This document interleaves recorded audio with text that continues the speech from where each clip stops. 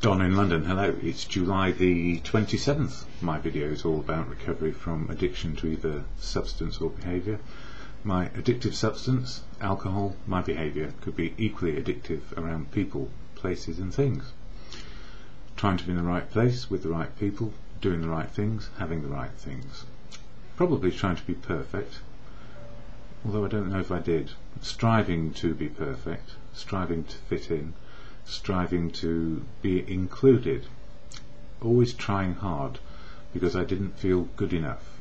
So why did I drink? Why did I become an alcoholic? Well, truthfully, if we keep on doing something long enough, it will catch us out. So if we rely too heavily and become dependent on a substance or a particular behaviour, it is likely that we will find we form some form of addiction to it. So is it any wonder some of us become alcoholics if we drink too much? No, it's quite likely. Is it possible that we can become addicted to types of behaviour? Yes, because we are human. And if we don't feel right, we feel less than, we want to fit in, we need to take the edge off, we need to fix our feelings in some way, it's very likely that addiction is not far away.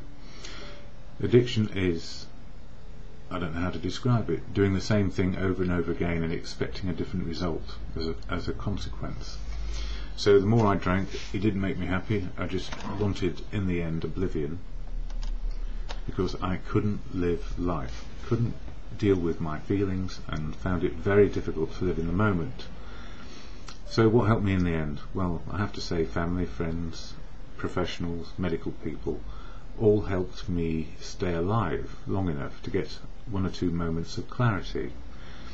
And the most difficult moment of clarity came when I kept on waking up, having sought oblivion yet again and hoping I just wouldn't wake up. Kept on waking up and was saying, at last, can it get any worse than this? And the answer was no, I didn't feel it could, and I had no clue how to live life, and I know I needed help.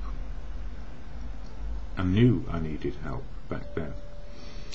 So I asked for it, and I did get some, and then eventually I did get to a fellowship called AA, Alcoholics Anonymous, and I almost rejected it out of hand because it was a suggestion that I gave up my best friend, drinking, alcohol. To have a substance as a best friend as opposed to people was somewhat of a shock, because I always thought I was good with people until I couldn't cope anymore. And of course I wasn't good with people. I was just depressed, seeking oblivion and not really understanding life at all. So Alcoholics Anonymous came into my life. I didn't get it immediately. I was a student who was making progress, and no need to be perfect. And that's what I've learned. It's progress, not perfection, on a daily basis. And stopping drinking was very difficult. And I lived in the fellowship most of the time, listening to other people share their experience, strength and hope, eating biscuits and drinking coffee, pretty much because I hadn't got anything else to sustain me. Well, not very much anyway, and I was too proud to ask for help. One of my failings. Anyway, so AA started to help me, Alcoholics Anonymous. Now, I don't speak for AA, never can, never will. It's full of unique, authentic people who speak where they will about their sobriety, and usually that's in meetings of AA. But if you don't know about meetings of AA, I try and give a flavour of what's out there or in there. And I start with the AA preamble on this card, which describes exactly what AA is there to do. What you see is what you get. It's called attraction, not promotion. So this is not a promotional video for AA. It's a promotional video about well, it's not even a promotional video. It's about my recovery and how AA and everything else helps me stay sober. So share it is one of the things that we're asked to do, and that's what I do here. So this is not a promotional video. What you see is what you get. And if you don't like what I say, there are many voices out there, many people out there who go to meetings and share their experience, strength and hope. And what I've learned is it's the many voices in the fellowship which works, not just one voice in fellowship, and certainly I don't represent the fellowship. So AA, this is what it is. Alcoholics Anonymous is a fellowship of men and women who share their experience, strength and hope with each other, that they may solve their common problem and help others to recover from alcoholism. The only requirement for membership is a desire to stop drinking. There are no dues or fees for AA membership. We are self-supporting through our own contributions. AA is not allied with any sect, denomination, politics, organisation or institution. Does not wish to engage in any controversy, neither endorses nor opposes any causes. Our primary purpose is to stay sober and help other alcoholics to achieve sobriety. So, only one requirement for joining, the desire to stop drinking, and no dues or fees, but I'll talk about that in a moment as well, because this is July, and I concentrate on the 12 steps of AA and 12 traditions. 12 steps for a person to get open, honest and willing to live one day at a time, and 12 traditions which hold the fellowship in unity, service and recovery without any outside issues like my videos. So AA is there for one thing, a desire to stop drinking. You and everyone else will be affiliated to something and different things, and it's not about outside interests, it's only about the fellowship and what it can do, help people be sober. This book, Daily Reflections, which is an AA book, it's as it says, Daily Reflections, one reflection per day, all about the 12 steps and 12 traditions, one step and one tradition a month.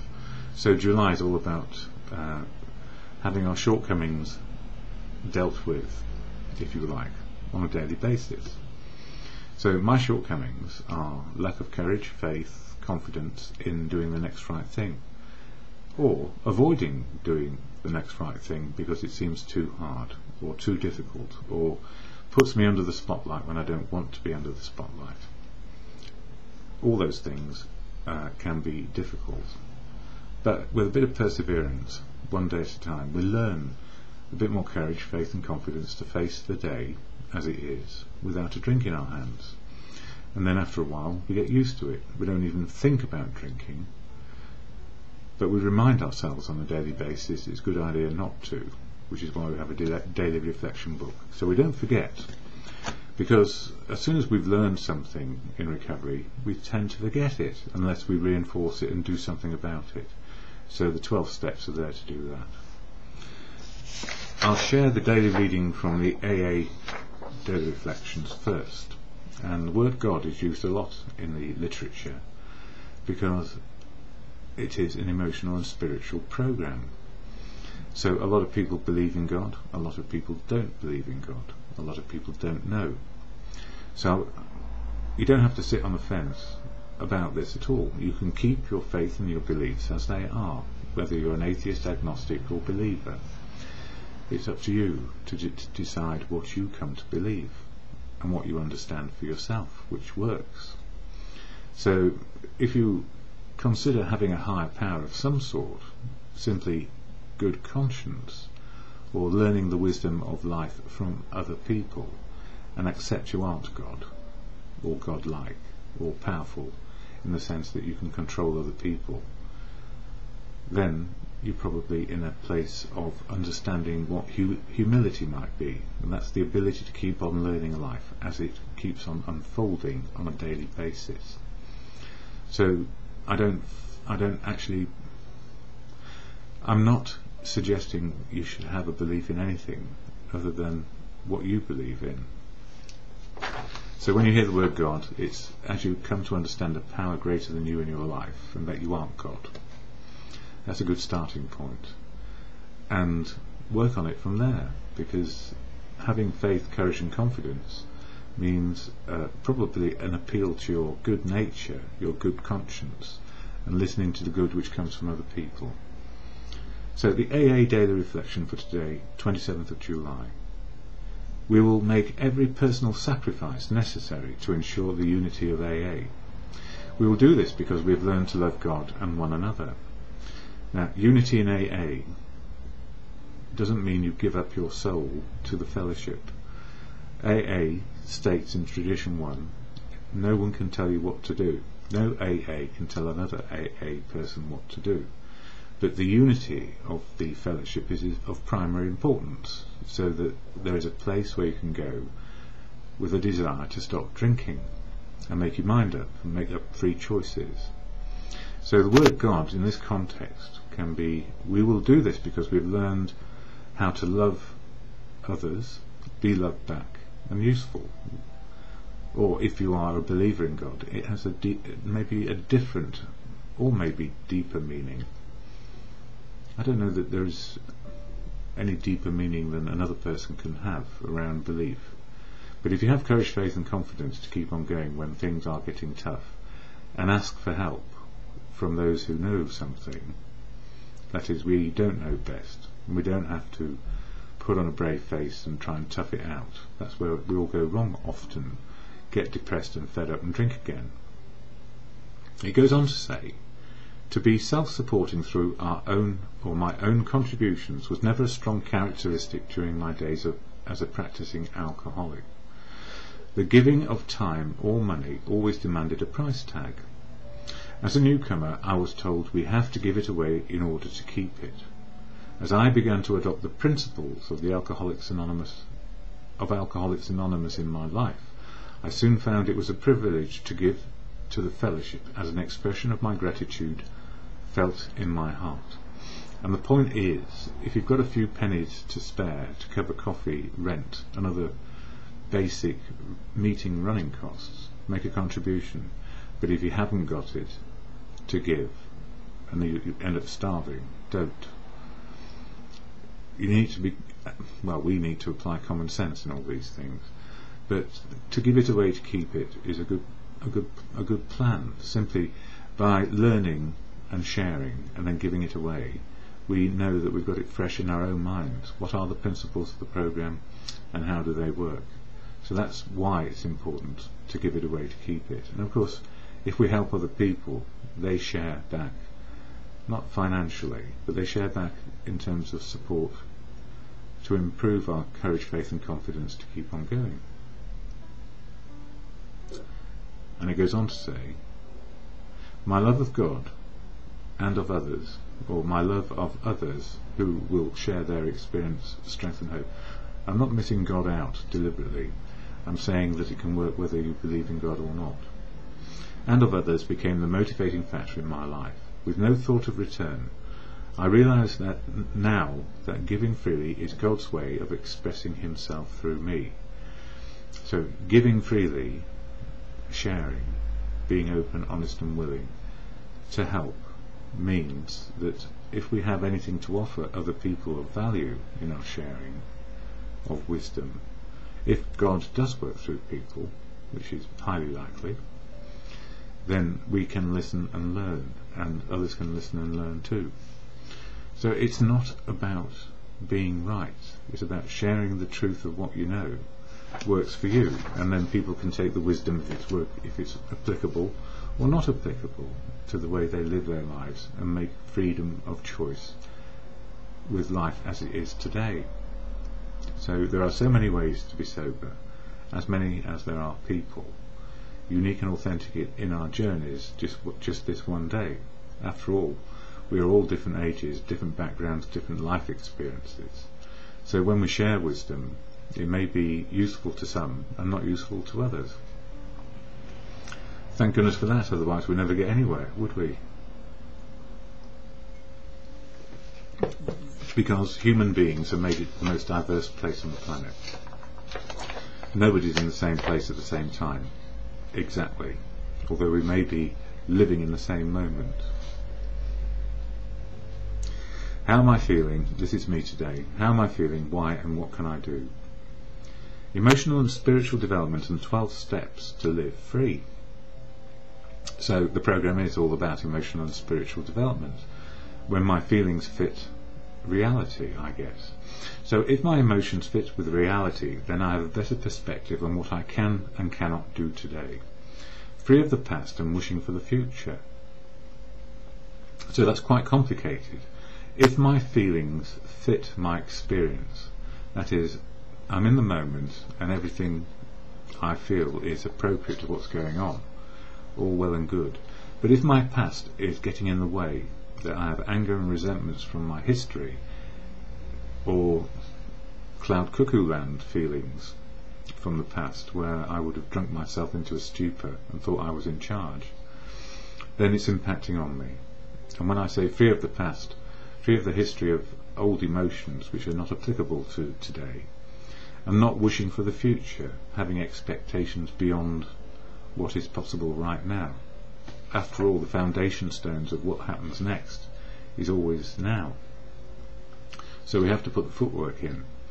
It's not about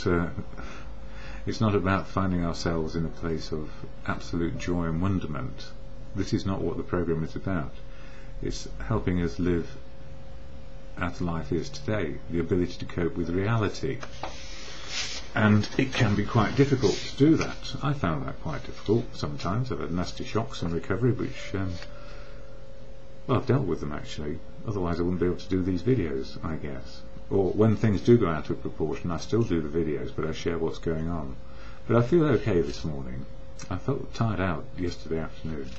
I've been helping another person with something outside the fellowship, but it was demanding of my brain power, which I think was not so good. I had a difficult Monday with a hypo. That's a low blood sugar event for a type 1 diabetic, which is quite serious. So I was a bit befuddled yesterday. So another year, my reflections. Giving freely, to love, be loved and useful. Time is our most precious gift, that is, the time we have on the planet. Sober, we share experience, strength and hope, and develop our wisdom of living. That is, I share how it's going on for me, and you share how it's going on for you, and if we might learn from each other with a bit of luck. Freely given, freely received, we find the truth of now, and improve our life choices. Human beings being human, we make progress a day at a time. And we've had some tragic examples of inhumanity towards oneself and other people. Norway, where one person went on the rampage because they thought they knew better than other people and killed indiscriminately to demonstrate a point of view. And obviously mad in the sense, or insane in the sense, that this was just not a way to demonstrate anything but hatred. And Amy Winehouse, who was buried at her funeral yesterday. I don't know whether she was buried or not. But the point being for her, Amy Winehouse was stuck on the cliff face of heartbreak. You know, the cliff face of heartbreak, all about love, but being broken-hearted and fixing it with drink and drugs. We will never know, I guess, the exact nature of the torment unless we have actually been on that cliff edge. So it's not a place to be and stay, that's for sure.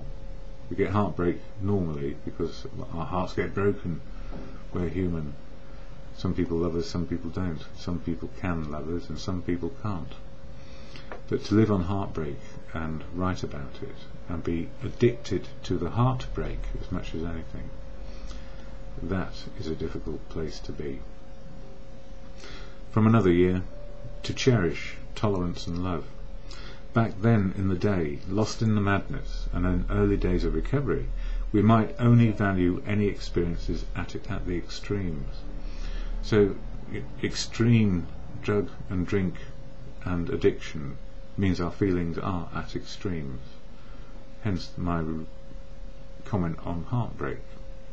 We can be addicted to the extremes. With our feelings in the moment, we live and feel life as it is now.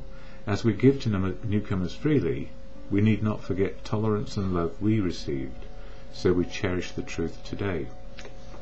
And A friend of mine asked me something about, that's my daily reflections. A friend of mine asked me about what would you make of a meeting which was a bit out of proportion to the ones we're used to, and what to do about it. Well, share it with a friend, as they did. I haven't got an answer which is useful other than, I don't know. Some meetings do leave us confounded in our outlook and wonder if we've actually got anything from them. And even when we don't get something from a meeting, it's saying to ourselves, well, I didn't get anything from that, did anybody else? That can be dangerous too. So we view it in so many different ways, and I don't know what the answer is. Some meetings for me which go on and on and on, or it feels like that, where nothing new is said, it probably tells me that I can't hear anything new that day, or something is going on inside me which is troubling me, and I haven't had an opportunity to share about it. So there is always a meeting before a meeting in AA, if we get there early, and there is some early people there.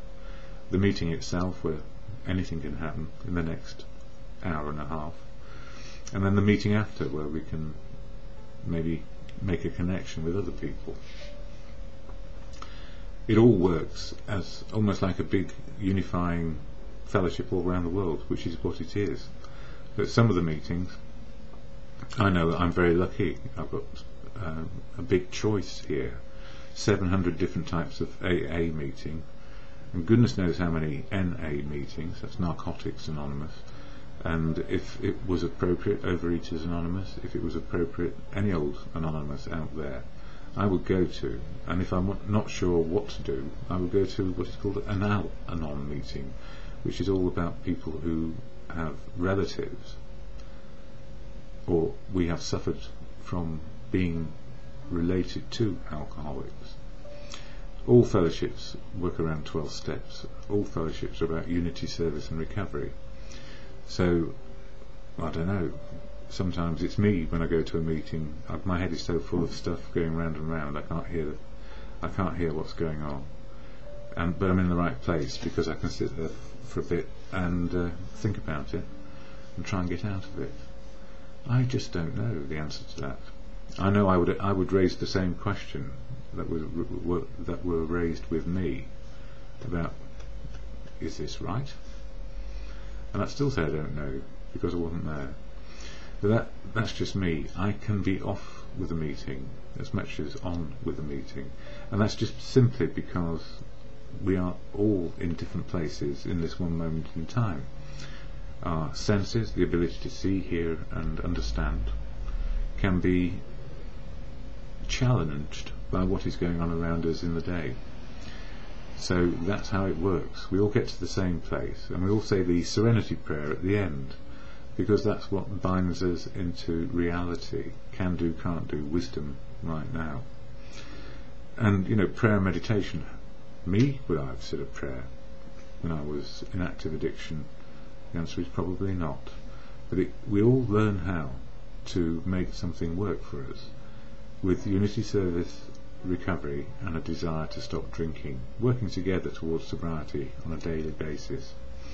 So the serenity prayer, which helps me at any time of day, and I'm so thankful that there is such a serenity prayer, because I need to say it as many times a day as needed to remind myself of can do, can't do and the wisdom, or to know the difference.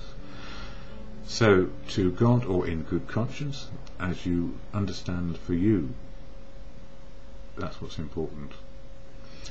God, or in good conscience, grant me the serenity to accept the things I cannot change, courage to change the things I can, and the wisdom to know the difference for me is just for today.